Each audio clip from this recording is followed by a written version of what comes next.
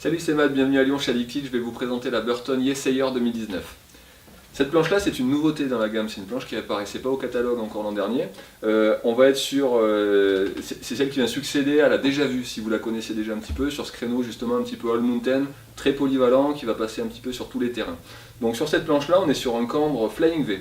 Le cambre Flying V, c'est un multicambre.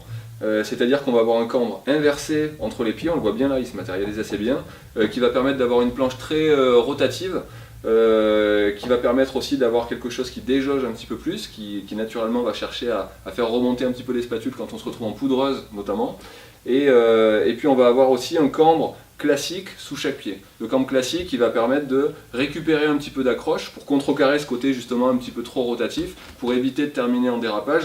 On va avoir justement un petit peu plus d'accroche quand on va prendre de la vitesse, on va replaquer un petit peu les spatules. Voilà. Et puis enfin au niveau des spatules, on va à nouveau avoir des zones de cambre inversées pour avoir quelque chose de tolérant. C'est-à-dire que des spatules qui accrochent un petit peu moins la neige pour éviter un petit peu tout ce qui est faute de quart notamment, et pour jouer à petite vitesse notamment avec les spatules, ou alors en poudreuse justement pour accentuer ce côté un petit peu flottaison qui va permettre de rester un petit peu en surface. Voilà. Sur cette planche-là, on est sur une True Twin, c'est-à-dire que d'un point de vue de la construction comme d'un point de vue de la forme de la planche, on va être sur quelque chose de très homogène. Pour aller dans un sens ou dans l'autre, pour faire du switch notamment, on va avoir quelque chose de très équilibré.